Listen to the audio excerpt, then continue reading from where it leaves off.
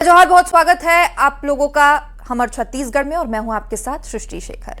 कश्मीर के कुलगाम में आतंकी हमला हुआ है। आतंकियों ने 2 बाहरी मजदूरों को गोली मारी, जिसके बाद दोनों मजदूरों की मौत हो गई है। कई मजदूर, कल ही एक मजदूर की मौत हो गई थी, जबकि एक की गंभीर हालत में अस्पताल में इलाज के लिए उसे भर्ती कराया गया था और अब इलाज के दौरान उसकी भी मौत हो गई।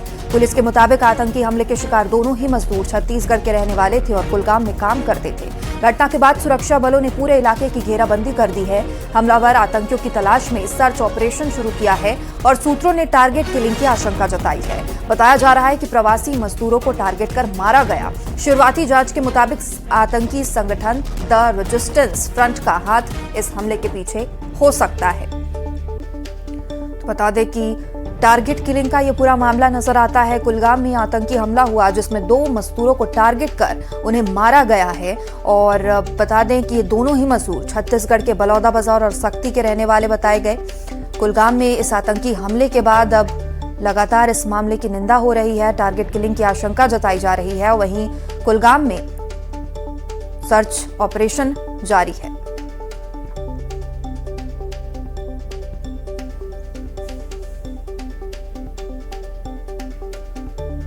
केलम कुलगाम में उसी जगह पर हैं जहां पर कल आतंकी हमले में 2 मजदूर मारे गए, गैर कश्मीरी मजदूर।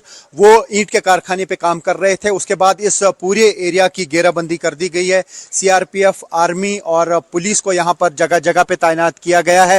हालांकि पूरे कश्मीर में सिक्योरिटी बढ़ा दी गई है, लेकिन ये जो एरिया है जहां पे ये अटैक हुआ उसके इर्द गिर्द जो एंट्री और एग्जिट पॉइंट्स हैं उनको सील कर दिया गया है। जगह जगह पे सर्च ऑपरेशन चलाए जा रहे हैं और जिस तरीके से कल शाम को यहाँ पे ये आतंकी हमला हुआ उसमें जो पहले एक मजदूर जो है उसकी मौके पर ही मौत हुई थी, एक और जो था वो बहुत ज़्यादा जख्मी हुआ था, उसे श्रीनगर के हॉस्पिटल शिफ्ट किया गया था, लेकिन आज सुबह उसकी भी मौत हुई। यानी दोनों जो मजदूर थे उनकी मौत हुई है इस अटैक में। और आप देख सकते हैं कि किस तरीके से इस पूरे एरिया में घेराबंदी कर दी गई है। लोगों को यहाँ पे आगे जाने की इजाज़त नहीं दी जा रही है, क्योंकि यहाँ ही इसी एरिया में ईंट का कारखाना है जहाँ पर वो हमला हुआ था। और ये वाला एरिया जो आप देख रहे हैं, यहाँ पे सीआरपीएफ ने इस पूरे एरिया को घेरा हुआ है। और इसी तरीके का हाल जगह जगह पे हाईवे पे भी देखने को मिल रहा है, क्योंकि ये जो केलम का एरिया है ये श्रीनगर जम्मू नेशनल हाईवे के बिल्कुल करीब है।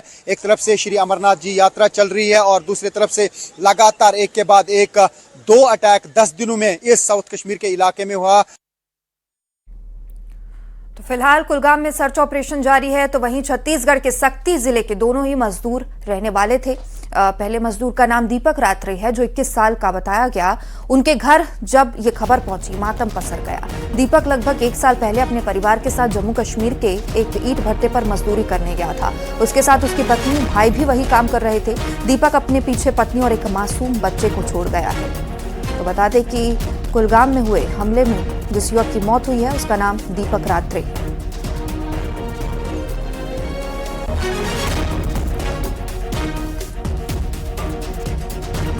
ओकर माँ है तो बुढ़िया हो गए, ओकर बेटा है विकलांग है। मैं ये चाहत हूँ सरकार से, मैं ये कहना चाहत हूँ ओकर खर्चा पानी के लिए कुछ भी काम दिलगा ओकर देवें। और सरकार, छत्तीसगढ़ सरकार से निवेदन करत हूँ ओकर कुछ देवे। और श्रीनगर जो सरकार है ओकर भी निवेदन करत हूँ ओकर खर्चा पानी लेकर के देवें। अंतिम संस्कार सर मैं बोला छोटे बड़े करे हैं, सब चीज करे हैं। अंतिम संस्कार हमार गांव में ही हुई, हमारे हाथ से हुई। बढ़िया मजा के हमारे हाथ से बोला पाले पोसे हैं, बढ़िया मजा करे हैं।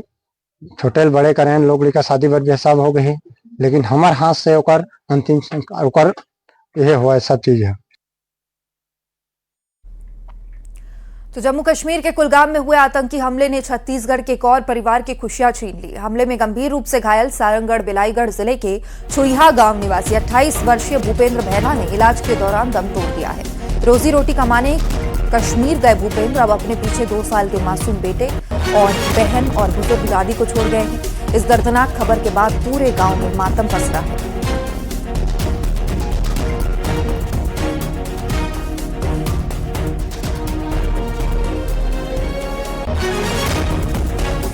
मतलब मोर भैया है।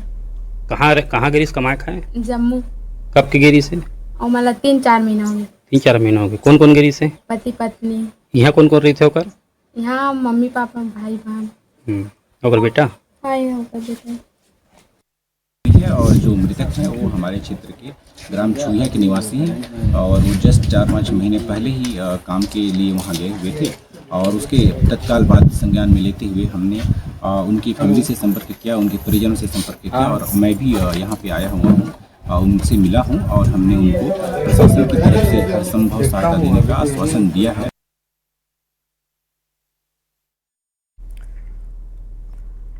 तो वहीं कुलगाम आतंकी हमले पर अजय चंद्राकर का बयान सामने आया। उन्होंने कहा कि धर्म पूछकर आतंकियों ने हत्या की है। छत्तीसगढ़ के 2 लोगों की हत्या हुई है।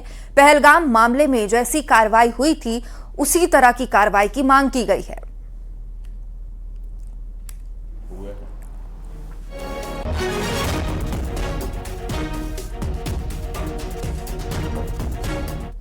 विषय है, लेकिन नाम लेके धर्म पूछ के जिस तरह से हरकत कश्मीर में हो रही और छत्तीसगढ़ के श्रमिक प्रभावित हुए हैं वो बहुत दुखद है। और बिल्कुल पहलगाम में जिस तरह से कूटनीतिक प्रयास किए गए और जिस तरह से लॉन्चिंग पैड पर कार्रवाई की गई, मैं तो बिल्कुल उसी तरह की कार्रवाई की मांग करता हूँ।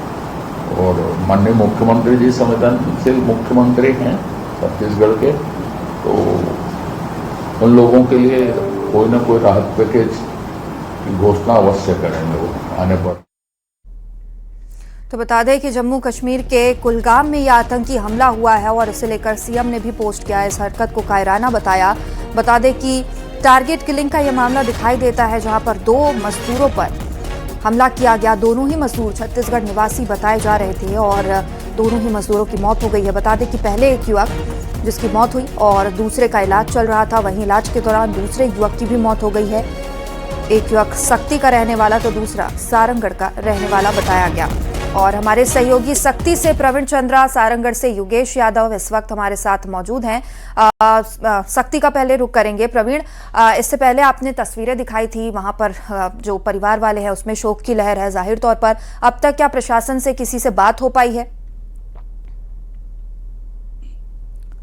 जी देखिए, जैसे ही घटना की जानकारी जो है कल रात में ही सक्ती जिला के जो प्रशासन के अधिकारी उनको पता चल गया था। जैसे ही जानकारी प्रशासन को मिली वैसे ही प्रशासनिक जो अधिकारी है वो रात में वो हरदीडी गए हुए थे और उनके जो है पूरी घटना के बारे में जानकारी बताई। घटना की जानकारी मिलने के बाद निश्चित तौर पे परिवार में दुखों का पहाड़ टूट पड़ा है। परिवार में जो है मातम पसरा हुआ है और परिवार के लोग यही चाहते हैं कि जो इस तरह से धर्म और जाति और नाम पूछ करके जो हत्याएं की जा रही है आतंकवादियों के द्वारा, ऐसे लोगों को सबक सिखाया जाए और इसकी जो है कड़ी बदला भी ली जाए। वही दूसरी ओर परिवार की बात करें तो परिवार का कहना है कि जो मृतक था वो अपने घर इकलौता कमाने वाला था, तो ऐसे में अब उसके जो छोटे बच्चे है और उसके जो परिवार है, भाई है और माँ है, पत्नी है, उनके ऊपर जो है दुखों का पहाड़ टूट पड़ा है। तो शासन के साथ ही साथ वो जम्मू कश्मीर के भी जो सरकार है उनसे भी मुआवजे की मांग कर रहे हैं ताकि जो परिवार है उनको जो है सहायता मिल सके। जी बिल्कुल प्रवीण।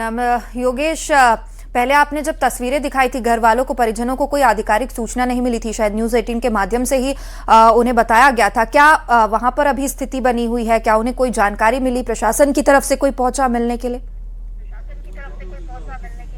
जी बिल्कुल, आपको बता दें कि जब न्यूज़ 18 की खबर चली, क्योंकि सबसे पहले न्यूज़ 18 सुबह ही यहाँ पर पहुंच चुकी थी, इसके बाद न्यूज़ 18 की जब खबर चलने के बाद प्रशासन के आला अधिकारी यहाँ पर पहुंचे। बिलाईगढ़ के जो एसडीएम है वहाँ पर पहुंचे हुए थे। जब बिलाईगढ़ के एसडीएम ने उन परिजनों को उनको बात बताई कि आखिरकार ये से घटना हुई है। आपको बता दें कि कल जो जम्मू कश्मीर के कुलगाम में घटना हुई जिसमें एक मजदूर घायल था वो मृत हो गया।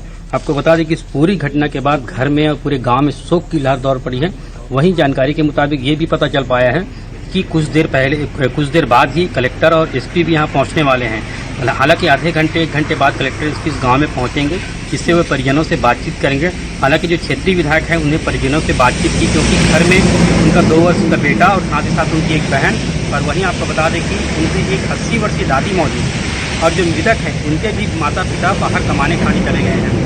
वहीं आपको बता दें कि पूरे मामले के बाद क्षेत्रीय विधायक ने बातचीत की। हालांकि जिले के कलेक्टर और एसपी कुछ घंटे बाद यहां पर पहुंचेंगे, लेकिन सबसे बड़ी बात है कि प्रशासन द्वारा जब हमने एसडीएम से बातचीत की तो उनका कहना है कि अंतिम संस्कार यही होगा। और वहीं आपको बता दें कि इस पूरी घटना पर जिस भी तरह की उनको मदद किया जाएगा, उनको उनके परिवार को पूरी तरह से मदद मिले, क्योंकि उनकी आर्थिक स्थिति भी ठीक नहीं है। जी बिल्कुल, अब उम्मीद है कि